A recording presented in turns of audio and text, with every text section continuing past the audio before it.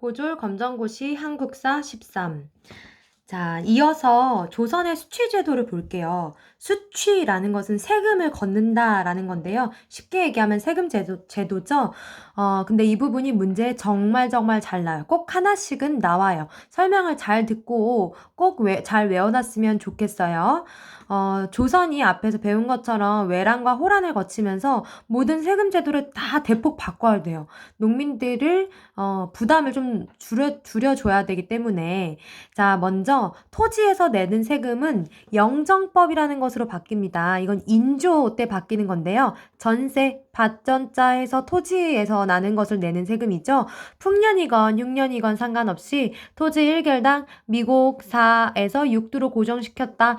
풍년이건 흉년이건 상관없이 대폭 양을 줄여줬다라는 게 핵심이에요. 두 번째, 대동법, 광해군 때 만든 세법입니다. 원래는 공납, 특산물을 냈었어야 되는데 여기에서 폐단이 생기거든요. 그걸 방납이라고 해요. 방납은 뭐냐면 특산물을 현물로 냈을 때 그거를 중간에서 이득을 더 많이 취하는 업자들을 방납업자라고 했어요. 공납을 방해하는 행위, 방납이라고 하는데요. 그런 문제들이 많이 생기면서 그냥 특산물을 내는 것 대신 누구나 농사는 다 지으니까 토지 1결당 미국 12두를 내도록 하자. 혹은 쌀이 생산이 잘 안 되는 지역이라면 동전이나 포로 내게 하자라는 거예요. 그래서 농민들의 부담이 상당히 줄어들었습니다. 근데 정부 입장에서는 특산물 대신에 모두가 다 쌀로 내다 보니까 다시 물건으로 바꾸어 주어야 하는 사람들이 필요합니다. 그래서 관청에 물품을 납부하는 어용상인인 공인이 등장합니다. 어용이라는 것은 국가와 공식적으로 연결된 그런 뜻입니다. 국가와 공식적으로 연결된 상인인 공인들이 등장을 하면서 그 쌀을 받아다가 다 전국에서 물품으로 바꾸어 오는 역할을 하는 거예요. 그러다 보니까 자연스럽게 전국적으로 상품화폐 경제가 발달하는 효과를 갖고 온 게 바로 대동법입니다. 세 번째, 영조 때 만든 균역법입니다. 균역. 그러니까 군대 훈련 받는 건데요. 이거를 다 포로 냈거든요. 집에서 만든 천. 근데 장정 1인당 군포 2필에서 한 필로 부담을 줄여줍니다. 근데 줄어든 군포 수입도 어딘가에선 보충을 해야 되니까요. 절반으로 줄어든 거니까 보충하기 위해서 결작, 땅이 있는 사람들한테는 다 1결당 2두씩 더 걷는 거예요. 그리고 선무군관포라는 것은 농민인데 좀 부유한 농민들한테 선무군관이라는 명예의 칭호를 주고 조금의 기부금을 받는 것입니다. 자, 상업으로 내려갈게요. 네, 조선 전기에 서울 종로에 시전이라는 상점 거리를 정부에서 개설을 합니다. 거기서 일하는 상인들이 시전 상인이죠. 서울의 관청의 허락을 받은 관허 상인이고요. 대신 왕실이나 관청에 물품을 공급해야 되는 그런 의무가 있어요. 특정 상품에 대한 독점 판매권을 장악을 하고 있죠. 소금이라든지 어물이라든지 뭐 쌀이라든지요. 이제 보부상이라는 상인들도 있는데요.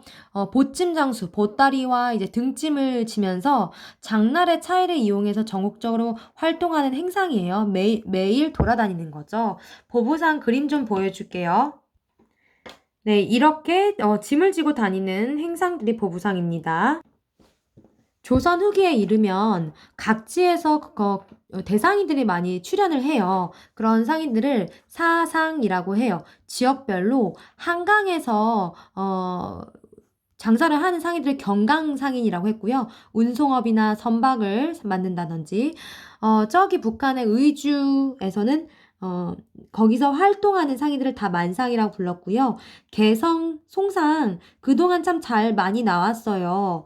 개성에서 활동하는 상인을 송상. 이 개성 상인의 베스트셀러 상품은 바로 인삼입니다.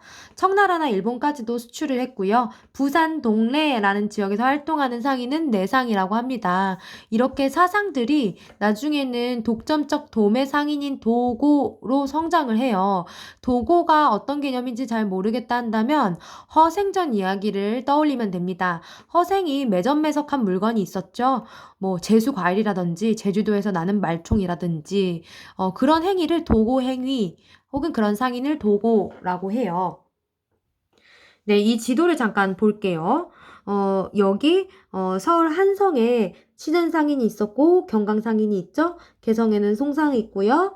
의주에는 만상이 있고요. 동래에는 내상이 있습니다.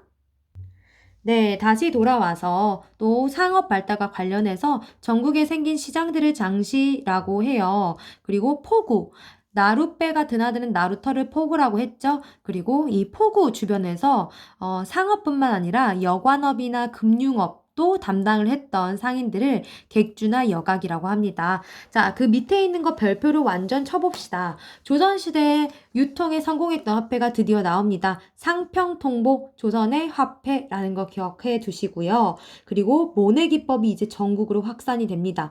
모내기법 이퀄 이양법이라고도 하는데요.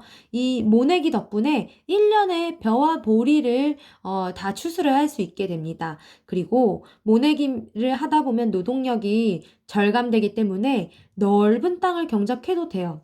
기존보다. 그 넓은 땅을 경작하는 것을 광작이라고 합니다. 그러나 국가에서는 모내기법을 별로 좋아하지 않았다고 해요. 왜냐하면 뭐를 내려면 물이 많이 필요하거든요. 가뭄 들 때 이거 한 번에 다 실패할 수 있기 때문에 장려를 하진 않았지만 그래도 다 했다라는 거. 담배나 인삼 같은 내가 먹을 거 말고 장에 내다 팔 작물들, 상품 작물들도 재배를 하기 시작합니다. 그리고 이제는 국가에서 운영하는 수공업이 아니라 민간에서 운영하는 수공업이 많이 발달합니다. 수공업이나 상업이 발달하고 있다라는 뜻이죠. 조선 후기 때 관영수공업, 국가에서 운영하는 수공업이 발달했다라고 하면 틀립니다. 그리고 추가로 밭을 논으로 바꾸는 현상이 활발해집니다. 왜냐하면 논에서는 쌀이 나는데 쌀 수요가 늘어나기 때문입니다.